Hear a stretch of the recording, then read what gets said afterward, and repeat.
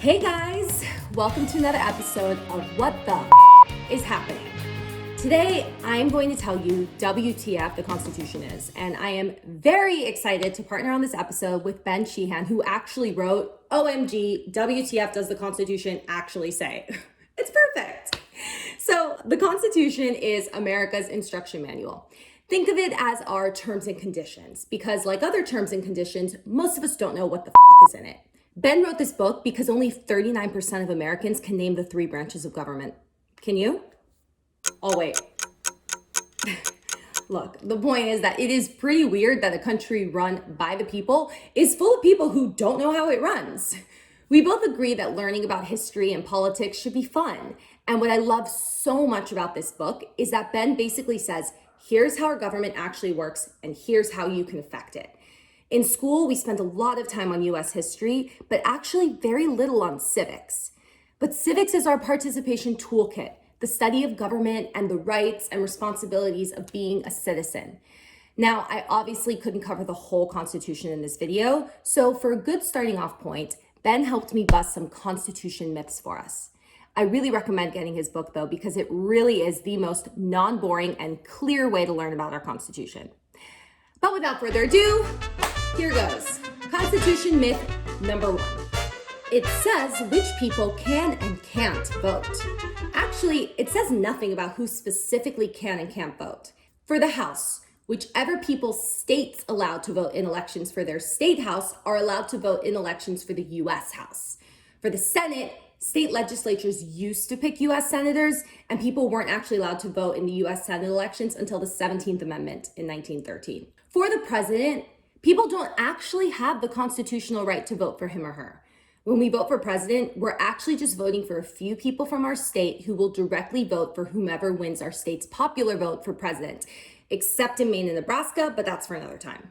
As far as voting rights go, it doesn't say who does or doesn't get them, just that they cannot be taken away based on race, color, previously being a slave, on account of sex, on account of being a resident of DC, or on account of not paying your taxes, or on account of being 18 or older. In other words, the Constitution didn't give us nearly as much democracy or direct democracy as we think it did, but we have made things more fair since through several amendments. Myth number 2. It says when and how we're supposed to have elections. Nope. The times, places, and manner of holding elections are left almost exclusively up to states to decide. Congress can override this with a federal law, but otherwise, elections are largely run and determined by each state. Now, since many of you have asked me what will happen to this year's election amidst the coronavirus, I wanted to address that here. So I mentioned that Congress leaves elections to the states. For the presidential election, it says in the Constitution that Congress decides when states should pick their electors and on which day the electors must vote, because obviously it has to be the same day in the whole country. President Trump or any other president does not have the power, even under the National Emergencies Act or any other Emergency Powers Act, to change this. Only Congress can do that. The National Emergencies Act went into place in 1978, and it basically says, we know that our country was built off limited government, but in times of emergency, it might be necessary to give the president a little extra power, temporarily, so that he can respond to an emergency. So, while Trump has declared a national emergency due to coronavirus, which does give him certain additional power, these powers have nothing to do with the election. Myth number 3, that there's talk about God in the Constitution. There's actually no mention of God in the Constitution at all. And the only times it discusses religion, it says that there can't be a religious test in order to hold federal office, and that Congress can't establish or ban a religion. There isn't mention of so help me God in the presidential oath. That's a personal choice made by certain presidents.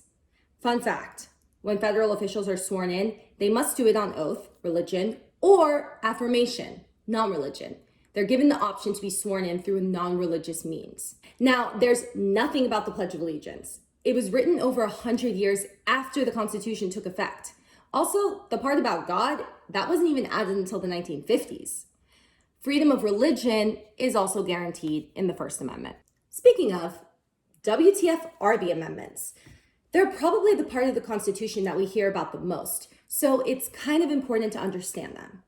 Basically, James Madison and others wrote the first draft of the Constitution, which was presented at the convention, where the delegates signed it and took it back to their states to debate ratification. But then everybody kind of freaked out and had to offer their 2 cents, and then there were arguments and debates about what to do. So mostly, they were worried that the federal government still had too much power. So Madison listened to their concerns and wrote 19 amendments. The House liked 17, sent those to the states ratified 10, and these became the Bill of Rights. The Bill of Rights includes the famous freedom of speech, religion, press, all that stuff, the controversial right to bear arms, the right to a fair trial, and then the 9th Amendment, which says just because we listed a few specific rights, it doesn't mean that these are your only rights. And then basically says that the states need to deal with any extra rights stuff in the 10th Amendment. Things were pretty chill for the Constitution for the next 70 years until the Civil War hit. And then the government finally got their shit together and outlawed slavery. The 13th, 14th, and 15th Amendments are known as the Reconstruction Amendments, which actually had both positive and negative results for African Americans. I'll do a full episode on this another time. The 18th Amendment banned booze for 14 years, a surprisingly long time, but then the Great Depression hit and people were like, I need a drink. Women were pissed that Reconstruction basically said equality, but only if you're a dude. So they made a big fuss for decades and finally joined the party in 1920 when the 19th Amendment was passed. So far, we've had 27 amendments to the Constitution. Just some side thoughts here. The fact that women have only been able to vote for 100 years still blows my mind. So to finish, I'd like to quote the preamble. We the people, in order to form a more perfect union. I love this line because it underscores the never-ending project that is America. We're always trying to form a more perfect union. Yeah, we are far from perfect, and we have made some major fuck-ups along the way, but we've also been pretty good at trying to fix them. And the only way that we can continue to be more perfect is if we, the people, actually know what the is in our Constitution. So I'm going to leave you with this. Let's just stop tweeting about how screwed up things are and instead learn our civics, get Ben's book, and put the power in our hands, where it was designed to be. Thanks for watching.